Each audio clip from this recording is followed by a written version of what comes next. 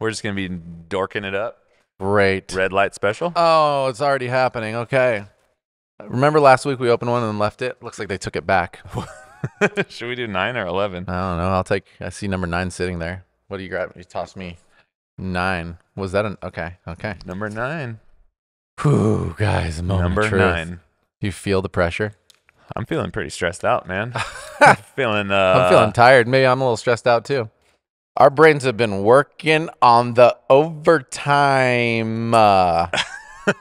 It's easy to look around and see any number of things that you wish could be better or that you'd like to change and work on. Many problems that could be fixed if you just did them, but they aren't always a priority. A dirty window isn't the priority when the line's out the door. Sure, that's like the prompt, everybody, right? So the questions that follow this little description: how do you decide what projects to push back and which to prioritize? Question mark. How do you know if a problem is a distraction or work? Question mark. What if you believe something is a priority, but someone else on your team doesn't? Question mark. check them. Just These fucking are check them. all good questions, people. Why don't you talk about, for the first prompt, how to decide which projects to push back and which to prioritize?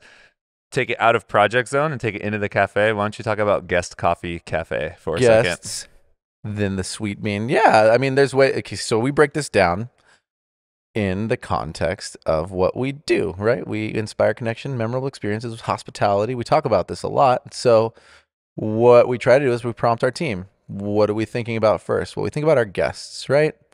What is going on with them? We are attending to them, their needs, the human beings that we interact with, the ones that literally decide to use their time and money to either come hang out with us or not. They are the priority. So the guests that walk in the door, whatever they may or may not need, is up to us to attend to first. That is our first priority, and it should make very clear sense, because without anybody coming in the doors, there's no reason to do the next part, which is serve the most amazing coffee experience that we can. Now, one simple thing that it should be true and should be obvious to everybody is this. If you're a coffee company, you don't run out of coffee. So while that sounds potentially novel to you, you may even chuckle. There have been many times in the world where we haven't prioritized this in my history in specialty coffee. And it'll be like, oh man, we're out. Can you wait 5 to 10 minutes for us to brew some coffee? Or, hey, can we get an Americano instead? I know you ordered a coffee to go, but like we're out right now. And so, which is the most hilarious phrase that someone could ever say in a coffee shop. I know. We're actually out of coffee right now. Right. Oh, okay. Oh yeah, Good cool. thing I'm at the coffee shop. Yeah. This is good. I came to this restaurant, but we're out of food. We're out of so food. we're actually wondering if you'd be down to like have a We're smoothie, done. maybe Yeah. whip you up an iced tea. Mhm. So We got yeah, beverages. I mean, first things first, right? Make sure the guests are attended to. And how do we do that? We make sure that we have coffee on tap, ready to go. That also means recipes are dialed in. That means that things are functioning, they're ready to go. There's a lot of subsequent factors that go into the idea of, is coffee ready to rip? But within those, should you have it all dialed, right? Great. Your guests are taken care of. You got coffee ready to go. It's going to taste good. It's on fire. It's hot, or it's cold in the cold brew phase. And it's ready to be served. Now, what happens immediately following that as a priority? And this can work as well if you're in a workflow situation, right? Okay, I got through the line. I'm done with all my drinks as a barista. What do I do next? Okay, coffee. Coffee's brewed. Coffee is dialed in again on, I tasted my Spros. We're back in action for the next round of wave of people.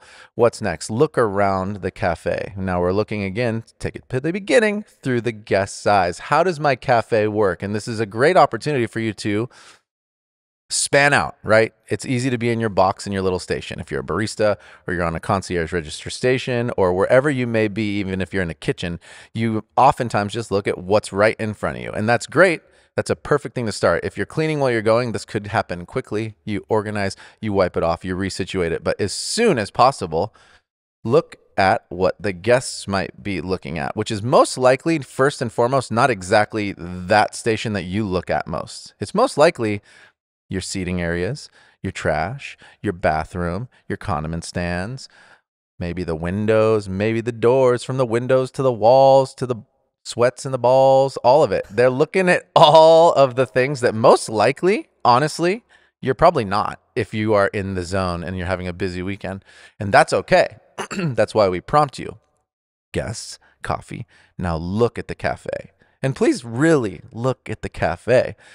This can be an opportunity to just take a walkabout and do it all over again in the fun little way that you do. You're walking out and you're like, what am I going to do while I'm cleaning this up? While I'm picking up that trash, while I'm bussing that table, I'm going to connect with the guest again, bring them back in. I'm going to say to myself, are they finishing their coffee? Are they done with their food? How was it today? And not just how was it today, like, hey, how was your cappuccino today? Was there anything that we could do better?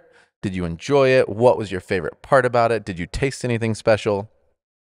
Again, this is your opportunity to get out there and make a connection while ensuring that chairs are lined up, tables are clean, condiment stand's clean, everything's restocked. It doesn't look like it's like a bodega where half the condiment stand is like there's like 2 straws and like 26,000 stir sticks. This is your opportunity to get over there, stock it all up, use the cornucopia effect that I like, which is if everything's in abundance, it feels like there's a lot of opportunity.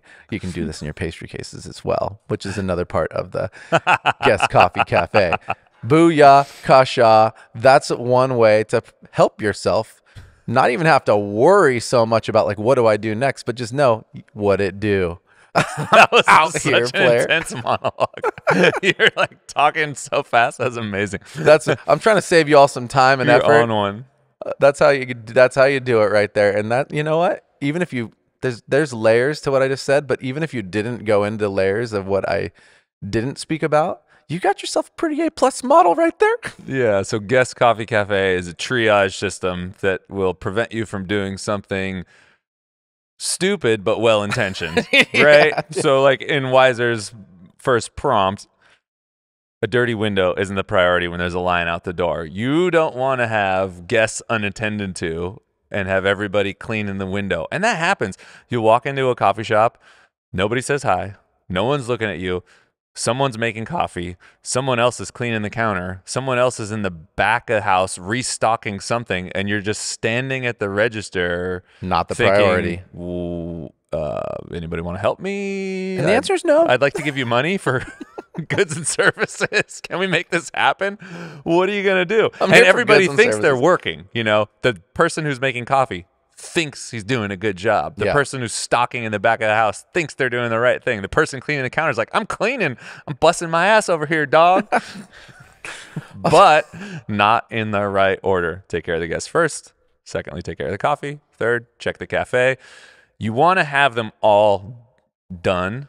You know, you want to attend to everything or you're not going to get the experience you want. But when shit hits the fan, there is an order of importance. There's also synergy and teamwork that is kind of implied here that we're not speaking to. So let me take you there.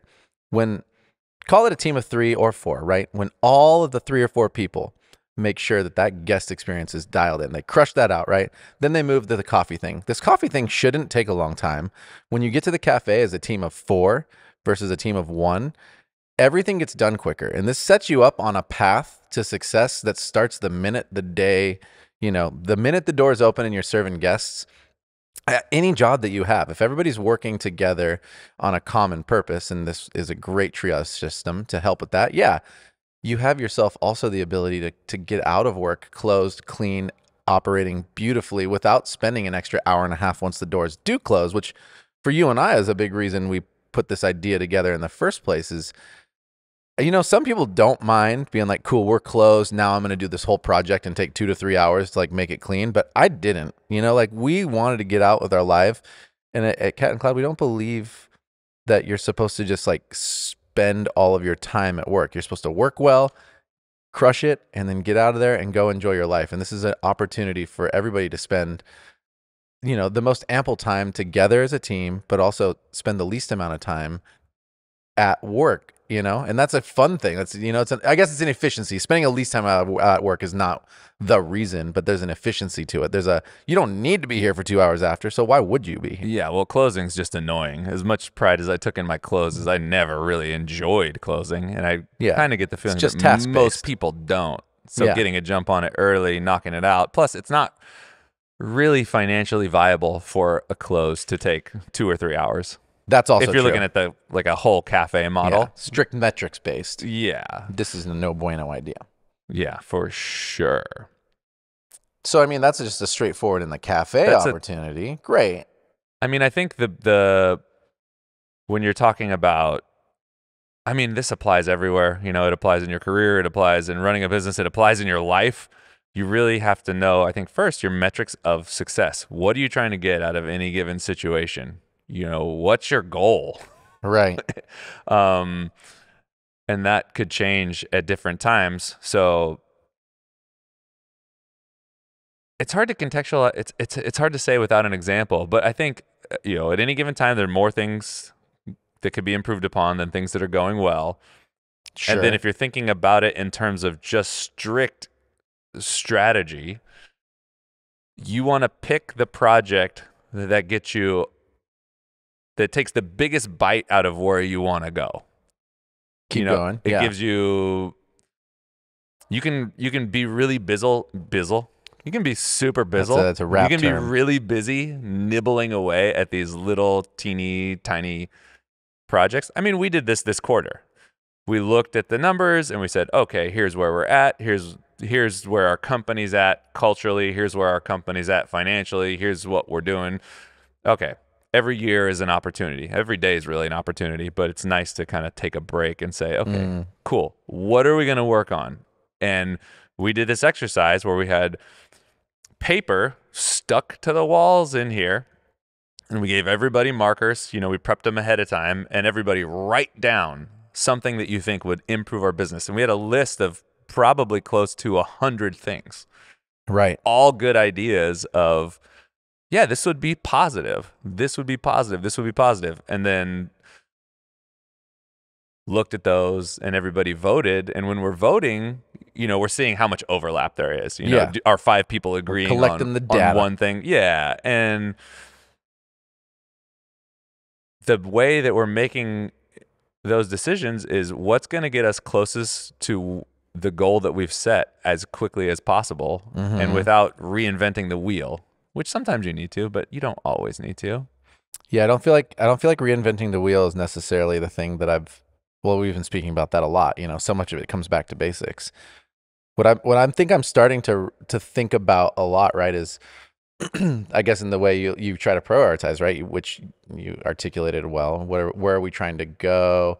What's going to take the biggest chunks out of play? And what keeps coming to mind now is the, you know, the hows and utilizing the right people for those jobs and how that works. You know, there's this thing. It's almost like the secondary layer to this work, which it's almost like we agree that we need to go. We could even use a mission and vision. Or whatever, semi-operating vision. We agree that we want to inspire connection by creating a memorable experiences. We're going to come in here. We put all these lists together, right? We as a company agree, an executive team. These are the biggest, best ideas that are going to move us forward. I think the opportunity and the thing that I've been leaning into a lot is utilizing the right people to get the projects done. And that is, I think, where companies, including ours, it can get gray and there's an opportunity to learn. So for instance, like everybody in this group agreed on, you know, these few projects and a lot of them got into play. But what I've started to notice is certain people shine bright in those projects and certain people become overwhelmed. And I think there's some truth to there's going to be times in sprints where everybody has to do hard work. So let's just take that off the table because that's true. But there's also a difference between what might be compartmentalizing the work too specifically into a specific department and only utilizing the people in the department to get the work done. So there's something that we had talked about. We've called it project-based leadership, which everybody also agreed on that board was one of the things that we want to lean into.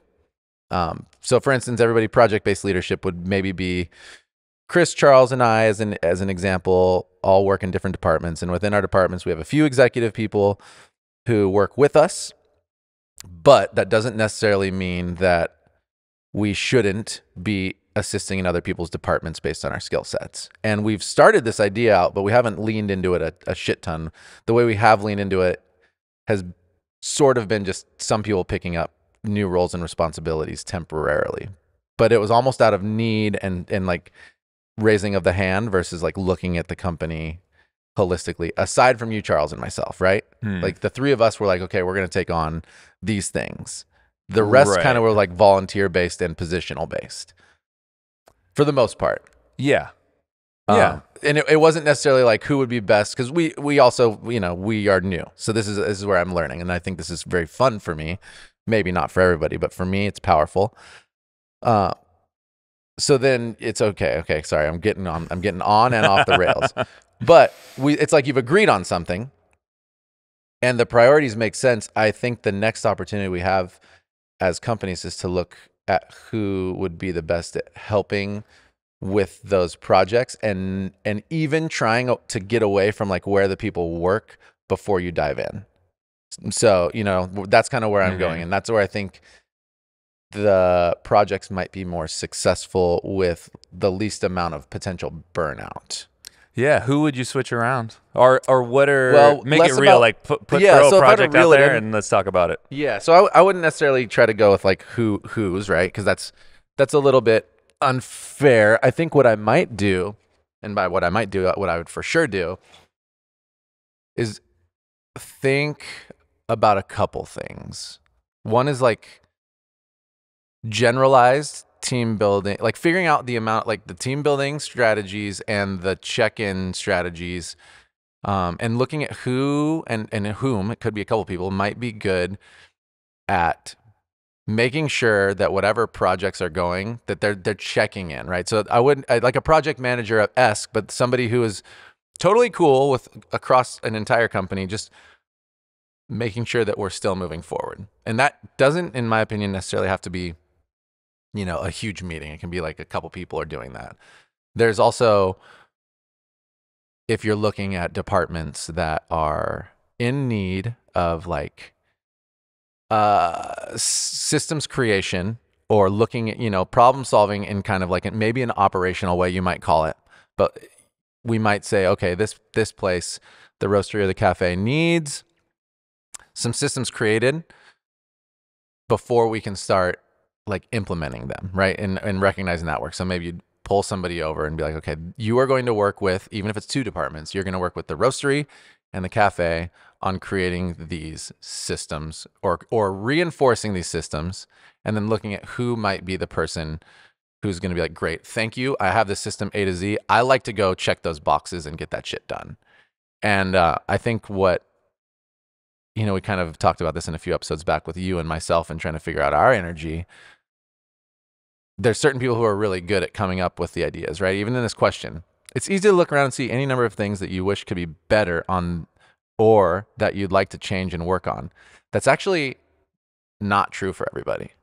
There are certain people in the world who actually look at stuff and look at how to make them better by default. They're like hungry. Like I think you and I are some of those people. We look at things, we look at ideas, we try to improve them, we try to make them better. If we assume that everybody on our team is doing that, that's unfair, one. But like, what if we expect somebody to do that who's like, damn, that is not my strength. That's like, I'm going to spend my whole world wasting time trying to figure out how to make this shit better. You know what I'm saying? So this is kind of where I'm going. This is where I'm going with this whole concept. Like, right. I don't, that to me, that's not really how I read that question, but I hear you. Because to me, I totally agree. Yeah, I kind of read that question as like, if you're trying to improve something, there's a million different ways you could do that. How do you know what's the most effective way? Yeah, and I'm saying not everybody thinks or is driven by improving something. Sure. But they could be an amazing team member and super, super valuable. So I guess where I'm going with this is like, I think there's an opportunity for everybody to kind of get together and know who's great at those different things, and to help you prioritize in a more successful way, and not necessarily leaving people out, but like pulling in the right places, and pulling, like, even if you give everybody the same information, the way they're going to look at it is really, really different. Sure. And you're thinking at a high level, because within even a frontline level, back to that original question, people, regardless of whether or not it's their strength, are going to have to be able to prioritize and execute in whatever job they do autonomously at some level. I think so. Yes. You know what I mean? Yeah. Because at some level, you need to at be some able level to. you have to be able to do that, and that's how I read this. And then you're talking more about strengths and gifting and Well, I'm talking about, I guess, the combination though. There's systems to this too. So we've talked about it both ways. We do want people to solve problems autonomously, but there are people who want to know they're going to solve them in the right way. So we do try our best to put something into play, right? It's like, cool, you have the power to please. You can make a mistake. We'll help you with that. And that tries to get people out of the shell, right? Making some autonomous decisions. I think it's great. I think it's wise. But I think if you're looking at how you prioritize a day, there is a system that allows people to even, like, that's a system, right? The power to please it's a very loose system, but it's something that's put into play. Like, it's a policy. Yes. So say you didn't have that, which that means somebody in our team, me, you, whoever, right, in our world came up with this idea. Exactly. Because we knew somebody wasn't going to feel comfortable doing that. Correct. So say if you don't have that in your company, that's kind of where I'm going with this, right? Even on the front lines and the middle lines, the team leaders, the coordinators. Middle management. It's the worst ever. Everybody can be a leader. I work in middle management. I show up. The ability to prioritize, it greatly depends on this like system mixed with like a vision and values and what we're trying to do here. So I guess that's where it's interesting. Let me give an example, and maybe you can say yes or no. This is what Try I'm it. talking about, or what Let's it's try not. it. Yeah. So Michael Weiser, who gives us these beautiful podcast questions and is our marketing team leader, one big piece of his quarterly goals was to really identify and get extreme clarity around Kira, who is the marketing concierge, like her role, because he's had this part-time helper in marketing and she transitioned to full-time, and he was feeling, he's like, I'm not leading as well as I could be. I don't have enough clarity around her role. Okay, cool. Let's make that a project, because that's going to free you up to do what you need to do. And he's like, all right, cool. So, we have some conversations. He digs into it and he creates this really awesome, he's starting to build this thing. He's calling it the marketing Bible. Yeah. And it's this really cool SOP layout, and it's this combination of what, how, and why. Yep. So, and these are all, he starts with a job description, and then the job description is linked to this Bible, which has a bigger breakdown, and then the Bible links out to specific checklists. So, for example, a what would be, here's how we organize products on the web store. Quick little overview, links out to Shopify and all these other places it needs to go. Here's how we do it, and then here's why we do it that way. Like, this is the intended guest experience for this. Right. Comes with this thing. It's really good. Yeah. It's great. I'm like, oh, this sounds good. Looks looks awesome.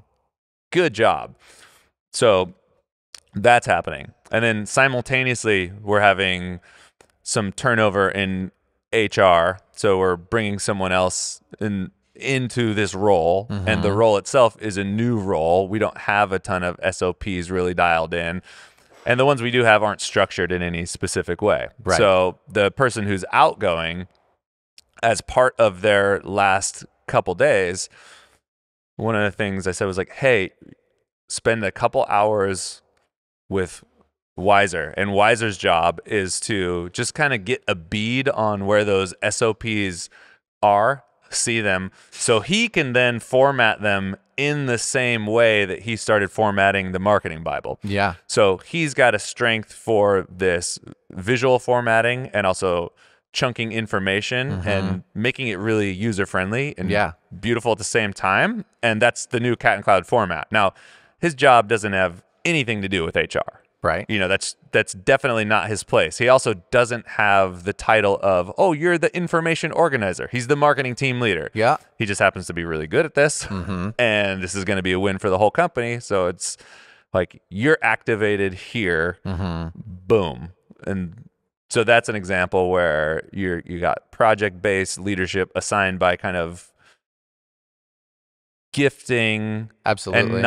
and strength and not necessarily strict job Yeah. description. And the other thing I think on top of that, you can feel, and I think he would tell you otherwise if it wasn't the truth, is that like he is filled up by that work and there's some success around it, right? Like it's not, I feel like that's the kind of work that, and not only that, but like the formatting, the creating of this beautiful thing and taking it and synergizing it into something that works and makes something better has been consistently and historically something that we know like makes him hungry. Oh, I mean, Right? that's why it turned out the way it did. Right. You know what I mean? Because Right. if he didn't have that passion, it would be a watered down version of Exactly. it. And you can see that, if you just pay attention to him, it's obvious. So every meeting we have, he's got the way he takes notes is hilarious. You know, Yeah. he's got his iPad, he's got his pen, and it's this combination of half scribbles, pages with a bunch of lines on them, half doodles. Right. He talks in pictures a lot. Yeah, and then analogies. Then next week, because we have a weekly rolling recap, him, Mark, and I have a Basecamp ping, and the only thing that's in that ping is every meeting recap every week. And he'll usually show up next week with some sort of, it looks like an infographic, but it's not. You know, this is how he expresses his ideas. Yeah. And it's the same thing with the Bible or the SOPs or whatever. It's not really either of those things. It's not really just the SOP sheet. It's just this. I don't know what it is. It's anyway. like art that helps. Yeah, right. It's art. Which is a perfect. Yeah, it's this that's like interactive him. He's art that educational helps. things, and that's all he does. You know, Right. he would probably do it for free. Right. And And then so- you're able to take that information, or we are as a company, right? And, Yeah. and turn it into something that we can operationalize in some capacity. So that is kind of where I'm going, Mhm. right? Where there's a couple things in general that are on the table, which we kind of like passively have said, like, where are bottlenecks where it's like only one person can do such a thing. We haven't talked about it a ton, but like I'm seeing the opportunity to solve for where are places is just like one person is on an island doing everything or being a key holder for this, that, and the other, and maybe overwhelmed. And then there's the other part, which is, I guess, communication, real teamwork, and collectively moving towards what is the most important. Utilizing and again, working together to utilize the right people for those projects, and not.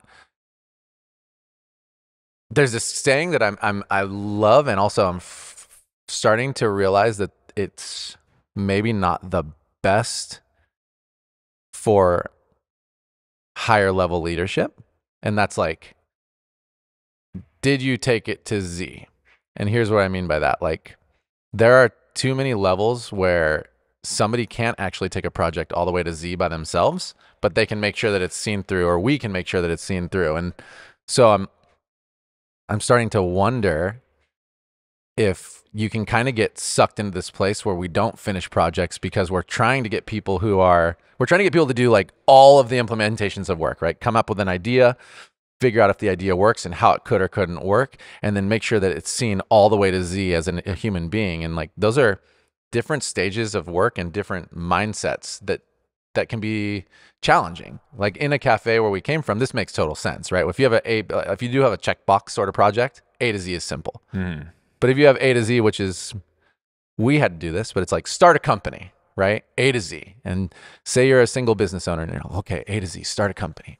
All right, I got a vision. Great. Okay. Now, bank loans. You know what I'm saying? Like, so I'm starting to see this opportunity to like, where teamwork is incredibly impeccable, where yes, you can see a project A to Z through, but if it only potentially is you, or if you are not able to use the strengths of somebody who loves to just like make sure everything is A to Z, that's like what they hunger for, versus, you know, I can get you like 90% of the way there and I need to keep moving on to more projects to help the whole. Like that's what I'm starting to see as an opportunity for us. Like and anybody really, where are those people who can get everything going, get everybody on a team, find the right people on that team, and pass off the work at the appropriate points and still see it through to finish without necessarily being the person who's like delivering the coffee. You know what I'm saying? Yeah. Which would also be taking it to Z. Yes, Right. but physically doing it's ensuring it gets to Z, but you're actually not taking it to Z. Yeah, I guess it depends on how you You know what I'm saying? how you see that phrase. Because when I see it through the business owner's eyes, we're trying to take a lot of different things to Z, and we're physically doing very little of them I hear that. in a hands-on way. I hear that. Right. And that's where the translation can but be it's dangerous. it's I think. still we're still responsible for it. Correct. So like that's what I'm saying. Like I wonder how many people in your organizations out there could use small assistance in a bunch of different places that would allow for more success. So like taking on too much could be what somebody does, right? To try to show up. I'm just gonna like work myself to the quick, kill myself to get this thing to Z. When getting it to Z might just be like, yo, coordinator, I got this thing lined up. Here's how it works. Here's how it feels. I just need you to do these 3 or 4 things and make sure it works like this every time, or it could be the other way around. Like coordinator, I need you to figure out this, and this, because my head's elsewhere. And when you're done with that, hit me with it and I'll make sure that I create like the SOP for it, and it works every single time.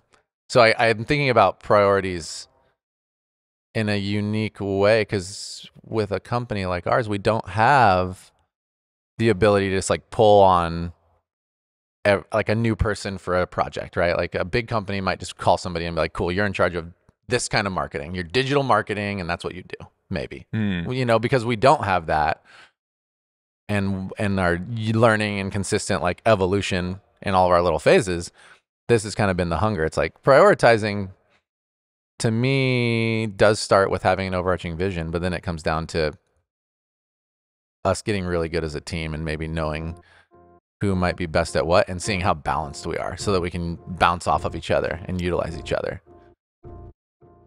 Hey, it's Wiser here again to tell you about the coffee you could get from us at Cat and Cloud. Are you looking for something to wean your parents off those oily beans that they buy from Costco in bulk? You should check out Night Shift. It's our house coffee that's meant to replicate the classic coffee profile with darker, full-bodied flavors. So if you want a coffee your parents will love and you'll be happy to drink every time you visit, check out Night Shift.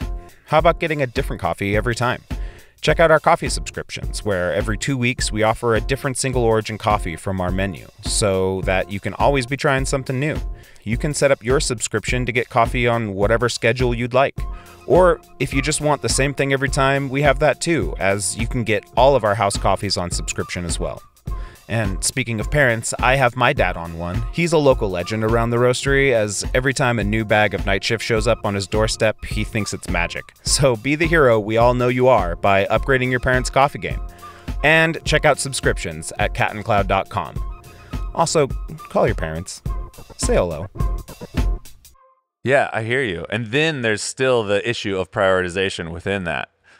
Because in a small company like ours, everybody does have a lot of responsibility. Yeah. So if we use the example of Wiser, every minute that he spends not doing the job that he got hired for, there's something not happening in that department. Yeah. Because he doesn't have a big team that's underneath him that's doing all these things. He works with one person. Yeah, for sure. And so if we're going to make this ask, it's like, hey, can you format this, organize this?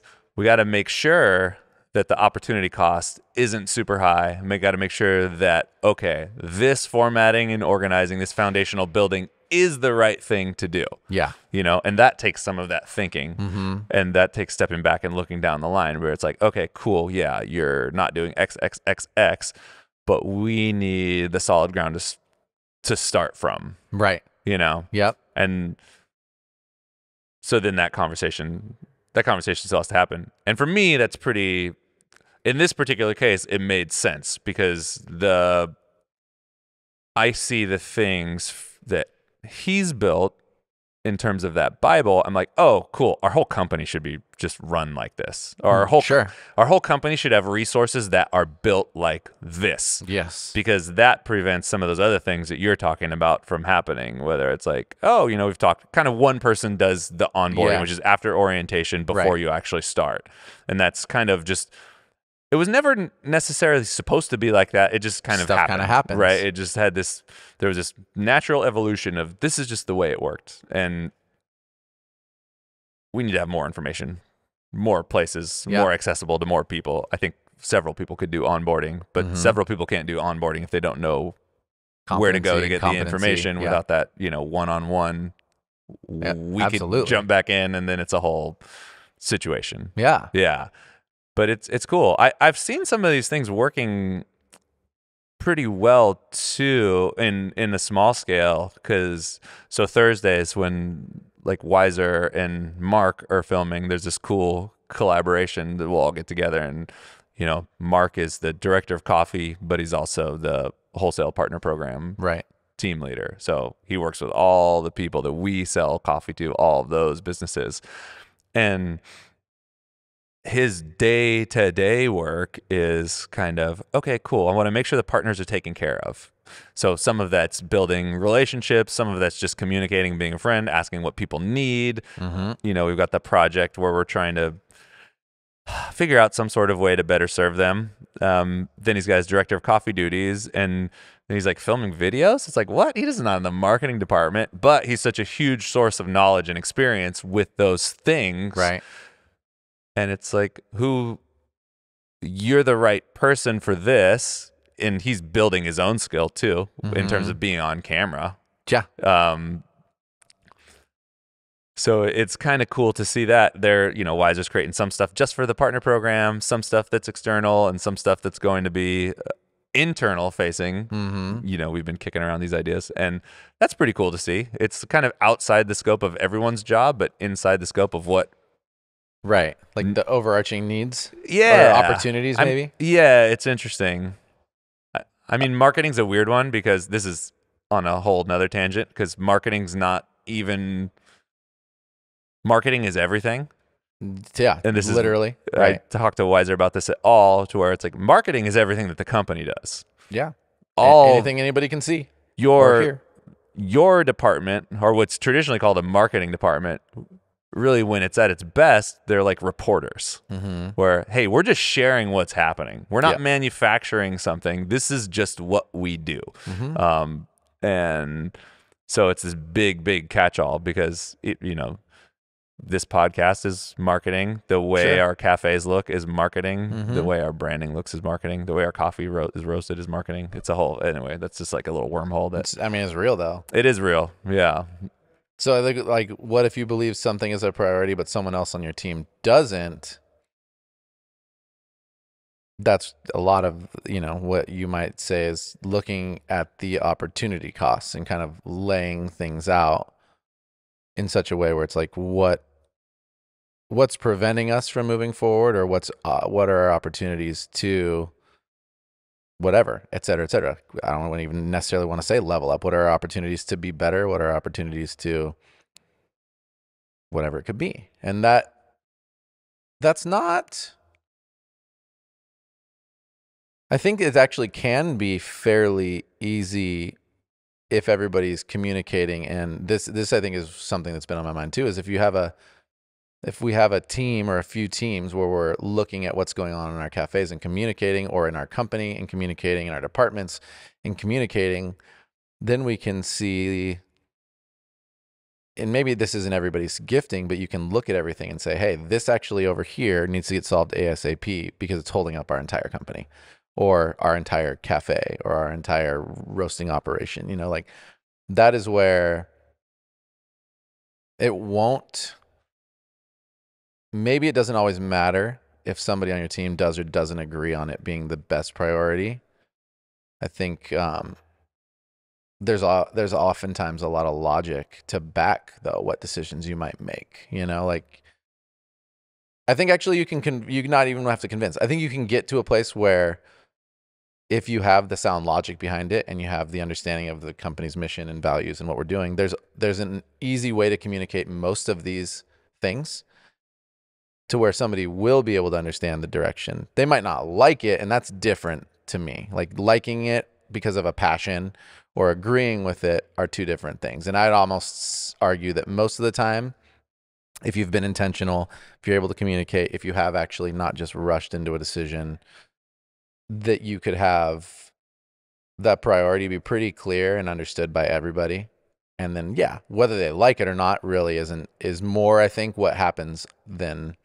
Yeah, what do you think? What's the last big disagreement you had with someone on your team about a priority? Priority disagreements. I think there's always tension between. No, there's not always tension. There can be tension between building for the future and saving. So, for instance, like running the tightest ship possible so that you hit your labor metrics perfectly and or under them is something that it's a pretty normal thing. Most people try to do that, or saving costs, right? And then there's a lot of truth and wisdom to that because that's a business model. But there's this place where it's like we're this busy, or we offer this thing, we offer this amount of whatever it might be, and a place where people will enjoy if we do something different, something more, or if we staff in such a way where the experience is maybe quicker or there's more energy, et cetera, et cetera. I'd say the biggest source of tension that I've experienced is that, where you're like, actually, we need to spend a few more dollars here to ensure that we're delivering a level like this. And with that level, more people will come and it'll take care of itself. Versus the antithesis of that is like, well, we can't spend that because, or we can't use that many people because, or we can't, whatever. I struggle with the we can't mindset. So that's something that I always struggle with. Right. And that we can't mindset, I'm going to be like super clear, is not a bad mindset. It's just not the mindset I operate with. And so, and maybe can't's the wrong word, but like there's a mindset of really strict rigidness, and I don't live so much there for the most part. I live in looking at like a bigger view. So that's where I've experienced the most struggle, is like the mandate of, I actually think we should staff like one more person here, and I think we should look at this whole thing like this. And it's like, I don't know, that doesn't really make sense based on this. And it's literally I wouldn't even call it a disagreement. I don't feel comfortable going that direction. So how do you fix that? Well, that's where you have to either have leadership that is able to be like, I see how you feel, and we're going to go this direction anyway. Trust me, here's why, let me help. Or you can allow somebody to go down that same path and say, okay, here are also the things that I expect. Can you achieve these goals using only the resources that you're allowing yourself without pulling in more? And I have experienced both sides of that working. I've experienced that working, right, where somebody's like, cool, I know how to utilize my team, and I need to pull in this person, and I can absolutely do this because I'm actually underutilizing what I have already. And then I've seen the other side of it, which is I'm taking on too much myself and I'm burning myself out. And I'm like, well, here's some opportunity, and then don't use it. And then it gets harder, right? Because then you're like, okay, well, we're not moving in this direction. Let's talk about all the reasons. And both of those things are challenging.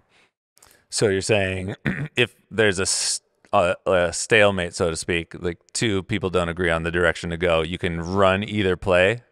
You can run a certain amount of time and see the results. But you still need to lay out some results, right? So the results are there's meaningful results in all of these things, right? There's cultural results, there's cultural expectations, right? So say you are running bare bones, but it doesn't feel very good for either the leader or the team that's working for the leader, or it literally doesn't feel good to go in there as a guest, then you get to lay that out. You can say, okay, well, if you want to run this way, here are the things that I see that could help you, that could help the situation, right? Do you have the right team around you? Is that why it's not feeling this way in the cafe? Yes, no. Do you have the right leader supporting you? Yes, no. Are you, taking on too much yourself? Yes, no. But at the end of the day, it still needs to feel like this. So can you do it with what you have? And that's how you can allow somebody to try. And I think if they feel really good about it, you should, right? If they say like, I got this, I want this, like, great. Give it a try. We still need to be moving in this direction. And then if that's not working, that's where I'm like, well, I think you should do this, that, and the other. And like, I don't know, I shouldn't. And I'm like, well, one or the other has to happen because we still need to move in this. You know what I'm saying? So that's what I'm talking about. Yeah. It really comes down to the people leading and their ability to utilize their teams. Otherwise, then you do have to step in and still uphold a standard or a quality, right? Yeah. Does that answer your question? Kind of. Well, it feels like well, there's a couple things that you said that are worth mentioning, which we touched on earlier, because when we're talking about a goal or having standards of quality, there are multiple standards of quality. So there's, if you're running a business, you have to have a financial standard. Yeah. You also have to have a cultural standard, right? This is what it You got a feels like matrix. to go to work, to be there, to the energy of the space. And then, we have a guest experience standard. And Yeah. all of those things work in tandem. Yep. And I think for all of those to be the best, they work together, because if you optimize for one Absolutely. only, it might work for a little while, but one of the other ones is going to fail. So if you optimize to, let's say you're running your cafe and you're like, okay, we're going to switch all the gears. We're going to maximize for profit, which means we're going to nickel and dime everything. We're going to raise prices. We're going to cut labor to the minimum. Right. That might work for a couple weeks. Yeah. Or a month or whatever, until someone figures out and starts to notice, it kind of feels like shit in here. Yeah. And I don't know why, Right. but I've just been noticing that it's not good, and then it's just a matter of time before everything falls apart. Right. And the opposite is true. If you say, okay, we're going to maximize for guest experience, no holds barred, we have no limitations. Right. So instead of having 3 or 4 people on the floor, we're going to have 6. Yeah. And we're going to just utilize as many people as we can, so that there's never any weird, quirky hiccup. Right. And then maybe that's really awesome for a few weeks or a few months, and people are like, man, burning it's cash. awesome in here, until you don't have any money to Right. continue operations. Yeah. So there's that balance. And then I guess I'm just more looking on that you have this tension between it's basically investing in your future in the typical. It's the easiest to contextualize in a startup, I think, what you're so, saying, yeah. because Cat and Cloud 1.0, 2016, Portola, we have no proof of concept. We basically have to leverage a bunch of money and hope that it works, right? Sure. We have to invest in our future in a way. It's like we're putting all this shit on the table to create something in hopes that will bring a return on its investment. Right. And if we are penny pinching too hard, well, it never actually get open. Yeah. If we say, I feel more comfortable with all my savings than I do with this business, then that's cool. We can have our money in our savings account and not have a business. That's Right. like the extreme. Yeah. That's the extreme end of it. So when we're open, the same thing kind of applies. So I'm just more looking at how, if one person has one view and one person has the other, how do you, let's just call it what it is. It's like you and Charles are on different ends of the spectrum. Would you say Yeah. that's fair? I think sometimes. Yeah. Yeah. Yeah. I'd say sometimes. Sometimes. I'd almost say no, but sometimes it's more of a calibration. Like it's when we're not together talking, yeah. it sounds different. So I think the ideas are actually the same in the long haul, Okay. but the way it's presented can make people feel otherwise. Right? Because he's by the book, right? In that way, he's like, well, this is A plus B equals C, and that's it. And he doesn't actually mean it that way, but it can come off that way, right? Well, I was thinking about that because we were talking last week, and I have a theory for Yeah. why that might be, because tell me if I'm going too overboard and like find out, being dude. way too candid. Find But we were talking about, so you meet with your team every week, Yeah. right? And you guys, just like everybody, I meet with my team once a week, Charles meets with his team once a week. Yeah. And everybody's meeting's a little bit different, but if yours is like ours, we're kind of, part of it's project updates. Like we have a system that's like really quick. Okay, where are you at on your main projects, just to make sure that we're in the zone. Any hiccups, where can I help? And then there's a huge chunk of time that's allocated towards potential. What could be? Right. What are we going? Where are we going? What are we going to do? What opportunities are Right. there? And how can that level up the whole thing? There's a lot of them. Yeah. So we're constantly doing that, and that's a lot of brain work. So let's just assume you're doing something in that zone. Yeah. I mean, there's 4 cafes. They're all a little different. It's exactly that. Right. It's So like they all have 4 different mini strategies within a overarching strategy. Right. So Right. each cafe would have different optimal opportunities to level up. Yeah. So Aptos might have a few different projects than Portola because the different strengths, different whatever, different. Basically trying to utilize over the same theme with specified individual cafe plans. Right. Yeah. So okay, cool. So there's that. And that's a lot of it takes a lot of seeing into what could be and noticing what could be. So that's a certain kind of thing. And then every month, each of your team, everybody, my team, your team, company. we all have meetings with Charles, and Charles presents the financials, Right. and they get to digest those. And I think this is just a theory or Right. just a idea that because the finances are based on math and they're just so easy to digest, they're direct, they're clean, they're clear. It's really easy to point at a number and say, I need to hit my 10%. Exactly. And then all of a sudden everything else fades away because there's nothing ethereal about that 10%. It's a very, very real number. Same thing with labor percentage, same thing with cost of goods. Those things are relatively easy to grasp because they just exist in the real world, and you don't boom, it's on a sheet, and then I can move things around to kind of make that work to where some of the things are a lot more ethereal. Like when we're talking to Mark, it's like, okay, cool. We need to have some conversations with the partners to figure out how we could serve them better. Here's the tricky part about that is like, if you ask people, how could I serve you better? They might not even know, They don't know. because they're not thinking about it. So we need to figure out a way to engage them in conversation where we're helping them pull on this thread, some of it on their own, some of it in real time with us, so we can get to the meat and potatoes of what would actually help them. Yes. That's not as easy as just doing math or, making it's not as easy as plugging in a number, doing a thing. And in the same way, you're talking about, who knows what's going on with coffee in the cafe, or just the cafe experience. You might have a cafe that's lagging culturally, and it might say like, hey, your drink times are good. Coffee tastes okay. But this is hard for me to explain, so just roll with me here.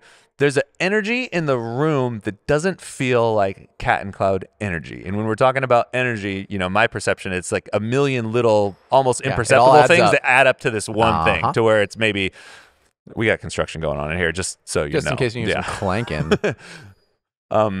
There's maybe some guests aren't getting reach outs. Yep. Maybe sometimes when the drinks gets dropped off, or no one's looking the guest in the eye and saying like, here's your mocha, thanks for coming in. Maybe when people are leaving, no one says bye. Maybe no one's running around doing water checks. Maybe all these little things. Maybe we got a lot of heads down service instead of heads up service. All of it adds up to this vibe in the cafe. So then you're like, okay, we're going to fix the vibe. Right. And it's a combination of all of these things. And that's just this big, now you're wading through all this stuff because different people might be doing different things for different reasons, even on the same team. And there's 12 or 14 of them. And that's just a more complex, I don't want to say complex because the numbers are complex in their own right. Like I certainly don't want to do them, but it's a different kind of thinking. It's not as crystal clear. Yeah, I mean, that's the thing, right? And that's maybe where you need to find the people that you're going to rely on and say, and then have whoever works with them be able to be, in a way, still able to think autonomously, but a little bit like yes people, right? Like you need to be able to lean on the people who have just historically found that their intuition has been successful, who are able to maybe discern what it looks like to operationalize a vibe. You know, I think that's something that you and I in our own ways are really good at. We know how to take somebody's physical, like literally describe, this is your physical work in being a barista or being a concierge or being a hospitality person. And we know how to say, this thing that you do physically translates to this culturally and energetically when you do it with this purpose in mind, with this vibe in mind. And yeah, like for people who don't think that way, I can absolutely and historically have experienced the most tension with them, because people who don't love the ethereal cannot, and they might not think this way. There's nothing wrong with them, but this kind of comes back to the beginning. If somebody struggles to hear the opportunity, they're not they're not a bad person. They just might not be the right fit for translating that work. So either there's two options, right? Like they need to be able to be like, just tell me what to do and I'll do it, which may or may not be good for you. Or they might just always be like, dude, you just talk a lot, you know? Well, and they might feel that way. Like you just talk a lot. And it's like, well, I do, but these are the things that if are operationalized historically, like now I've done them, you know? Like we know these things work. And I think there are a lot of people who probably have that, would be, you know, you can wake them up to that mindset if, let me back out. I think part of our job is to articulate how that vibe or how that energy comes to manifest. Because people are, you know, they're products of themselves, but they're also a product of their training. Depending on how the training goes, and if they think they're doing 10 out of 10, but they're really not, and they don't know how all those little things add up, we have to be really clear about explaining how those things add up. Yeah. Because some people can intuitively sense a vibe and see, like, this is weird, that's off, that guy's looking over there, this is doesn't make sense, there's a spill on the counter. Right when they walk in the door. And it's like, you know, and you would see that in other ways where we're shooting videos, and I'm looking at the video, I'm like, we can't use that shot. Why? Because there's a floor mat in the video. Right. And floor mats are disgusting. And even if that one's clean, nobody wants to look at it. And how do we get the angle to where we're not seeing a weird floor mat in the background or a shelf that's just strange, you know, all those little things. And most people probably won't even notice it, but it adds up to this bigger experience. So I need to be able to share that and not just say like, I don't know, it feels weird. Right. I need to be able to say this, and that is all adding up to this thing, because then people can digest it. But I think, so one, that's our work. And then I think just to tie it all back with the numbers, even if you have people who could be like risk averse maybe, or no, let's say they're down to take the risk. They're down to be awoken to that frame of mind that's like, oh cool, like I see what you see now. Right. The numbers still feel like a really safe bet because it's tangible. So if you had to get to 10%, it's a easy you did it or you didn't it thing. You didn't do it thing, right? It's cut and dry. You either got it or you didn't. And if this is one of your metrics of success and it is crystal clear, and another metric of your success is a little bit based on fuzzy, energy and feels, right? It's going to be easier to lean into that solid one, do whatever it takes to make it happen. So, okay, cool. I know this because people want to feel like they're doing a good job. Absolutely. That's my impression. Is like you want to feel like you're winning. So if I can chop labor, chop cost of goods, roll back all these things, and I hit that 10%, then I feel like I'm winning. Right. And I don't really understand why now you're telling me I'm not. Yeah. So I think that might be part of the reason why some people just default lean into that. It's like getting an A on the test. You know how to get an A. I totally, people aren't really, getting an A on the test doesn't necessarily encourage people to learn anything. It encourages them to study for the test, cram, get the A, and then you're not smarter anyway. Right. You know, so we have to create this, and this is just a theory, you know, we're trying to create this learning environment where people can have the complete picture and balance that matrix. It's like the little cuppers flavor. It's not the flavor wheel. There was that Cuppers matrix where it's a series like the of acidities over here and concentric circles, and to like get where a they balance, overlap into balance. you want Acidity, something body, with points all over the sweetness. place, because then that means you have balance. It's like you're looking at your metrics of success in a balanced way too, and not optimizing for just one of them, whatever it may be. Right. Yeah. I mean, because that's the thing is like our belief, and historically, you know, it has been up and down, but when we have been firing and able to hit our, you know, expectations of hospitality and service model and that energy, they all come together. That's when the world talks about your business. The local world, we'll call it, not even externally, because that's podcast related, but mostly, or you know, that's marketing. I feel like it's kind of the same. They all work together, yeah. Right. But when people come in and they experience it, they talk about it with their friends. They say, "Come here, go here, because," and usually those reasons are, I guess, I know most of the time those reasons are based on the cultural things that we're talking about. So the cultural things, for me, always feed that ability to hit the 10%. Right. And so being able to recognize, you know, and that's maybe where my work, or, you know, as our stores, we're at 4 of them, you know, it becomes like a little bit more than just the head of retail's work to be able to see, all right, like we're not doing these numbers, there's some reasons, and we know we've hit these numbers when we've done this thing, and these things feel a certain way, you know, there's a matrix there. Right.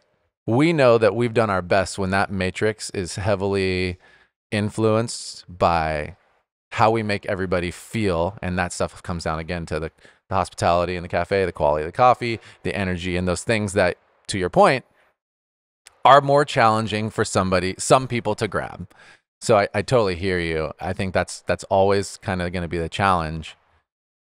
And that totally brings me all the way back again to like, man, the interest and the hungers of the people, and like where you get value, or not value, but where you like get energized.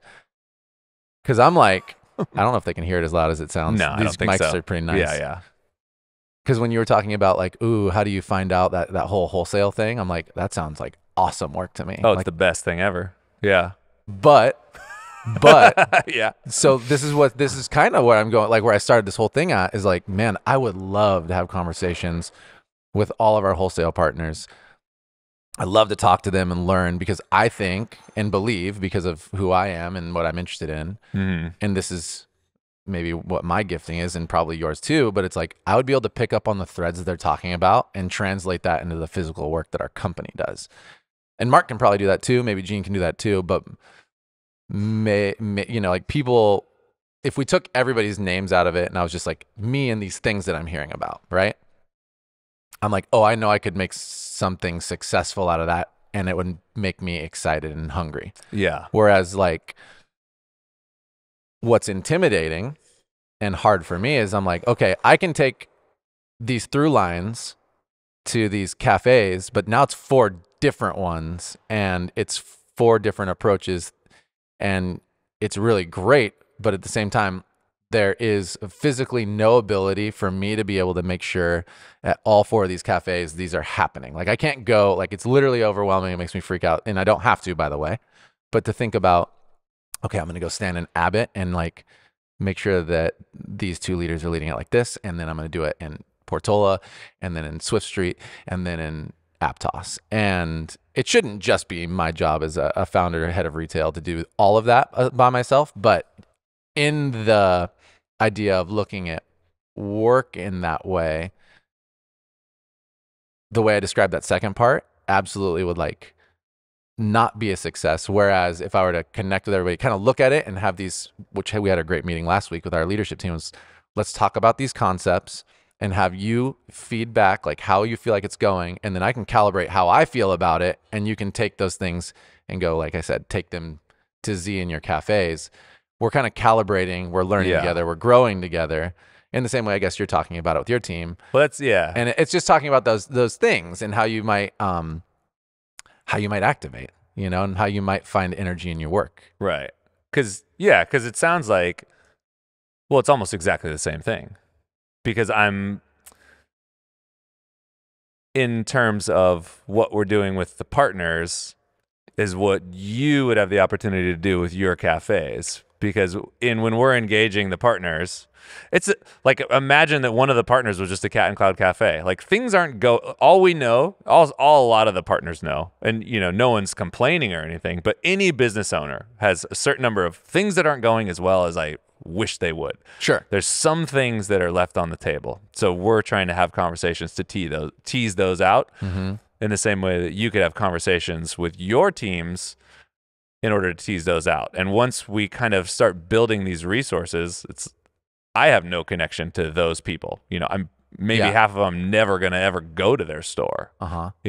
And like you said, like, you're not going to go to every store and physically do these things because you're working with a group of team leaders. Every store has its own team leader, just like every one of our partners has a business owner that's managing their specific thing. Yeah.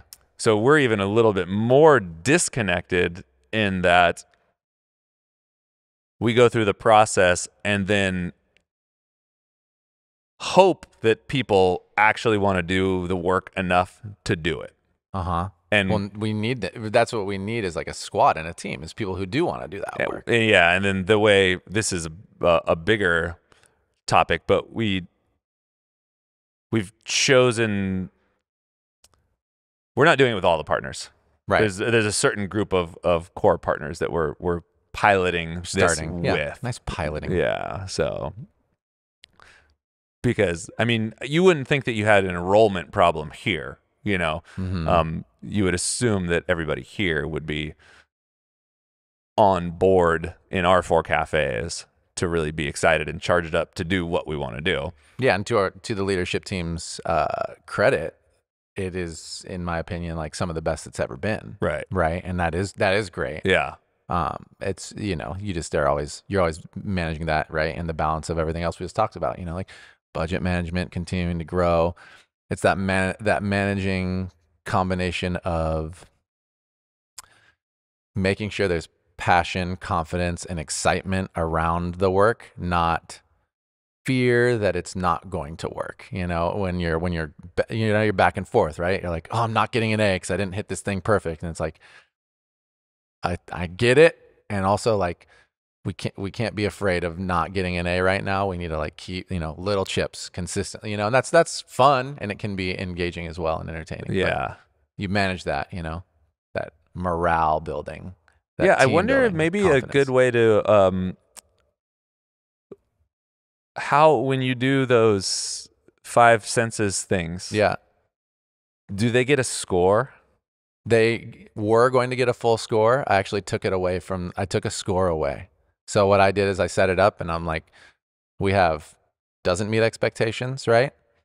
No, sorry. We have unacceptable, which is like, you need to fix this ASAP. Yeah. You have needs work, and then you have acceptable, and that's it. And then prior to that, you have 5 like pass fails, where it's like, if you don't experience at least 2 of these 5 things that reflect on how it culturally feels in our cafes, it doesn't really matter. Like, you failed. So I want them to still fill out the sheet for, essentially, like, if there's anything unacceptable, that gets fixed first. Like, first things first, unacceptable. Meaning, like, this is hell no. And then the whole point is like, I'm not looking for it to be like we're getting in trouble. I'm looking for it to all be calibration right now. Yeah. Well, that might be a good way to, so you guys have done that? So we just started, just beta tested it with the team leaders, just like showed all the coordinators on this, like literally, at this point people are listening months out, but it will have been 1 week ago. Everybody saw it and like, oh, this is cool. I want to look at this more. Because it'd be really interesting to see.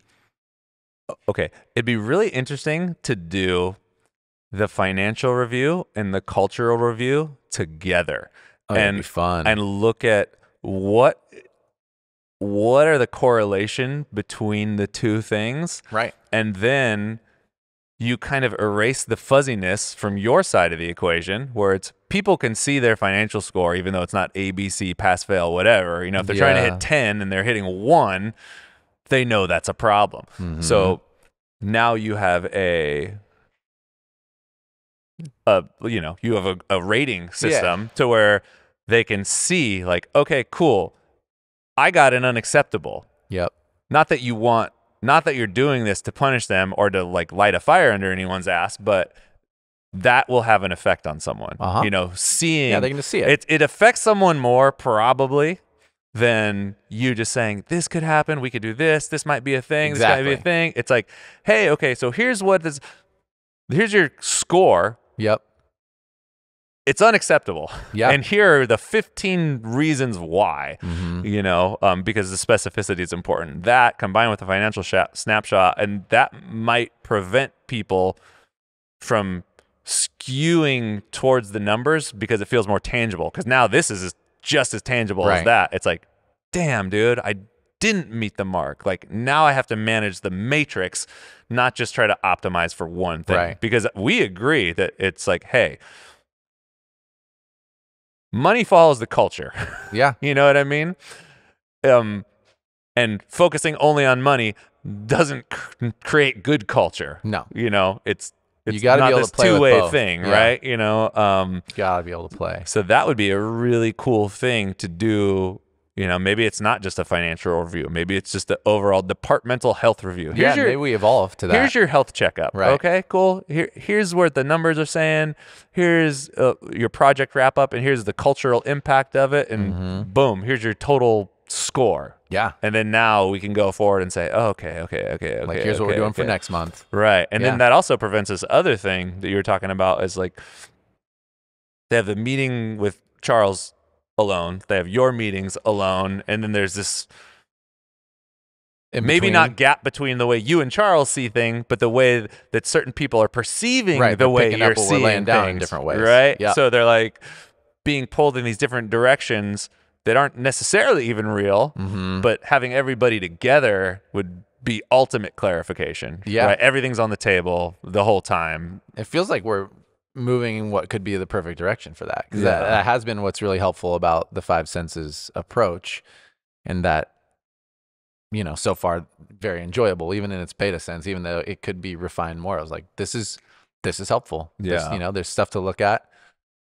And I've made sure, you know, that even from that sheet, aside from something that might be unacceptable, fix now, it's like, great, we have some things that need to improve. We're not going to I'm not making you look at all 20 of them potentially that I saw. Like, we're going to pick the ones that are most of priority and we're going to work on those for next week, you know, Right. or for next month, we'd like to see these go away. Yeah. So I think there is a great opportunity. And since we do meet together for the financial meeting, by the way, all of us meet together on the financial meeting with Chuck. So I think there's an opportunity to maybe combo bonus that thing. It'd Right. be nice. Because you're still just looking at the strict finance. Just the data. Yeah. Just the data. And then, but it is cool to see, right? What we can do with these, you know, and again, these are all systems of observation, is that you can take them and say, and look at numbers, right? Like you said, and say, well, is there any correlation to what's happening in the cafes based on these sheets and these experiences? And is there any correlation here and there? And we can have a conversation around it. Because to me, that's the other part I want to make sure, and we want to make sure as a company that we do, is that people are understanding the concepts, not just, right, trying to fill in the blanks. And that, to your point again, is like, not fill in the blanks, but check the boxes to be successful, to get an A on the test. And that is one way to get an A on the test, is fit the system perfectly. So to answer your question on how to prioritize things, everybody, to start with the most important thing first. Start with the most important thing first. Know what you're trying to do. Just ignore everything else. Everything sorted out, dude. Just sort it out. Hey everyone, that's the podcast for the week. Thanks so much for listening. If you heard something that inspired you, let us know, or tell a friend. These are the types of connections that are the most important to us and that we seek to create every day. If there's something you heard and you want to know more about, send us an email to podcast@catandcloud.com or head to our website, catandcloud.com/podcast, and let us know. While you're on our site, check out everything we have to offer. Dive deep into one of our single origin coffees or pick up a little treat for yourself. We have something for everyone, so check it out. Also, find us in the usual places, YouTube, Instagram. We're always there sharing amazing things. All right, that's it. Thanks everyone for being awesome. We'll be back next week.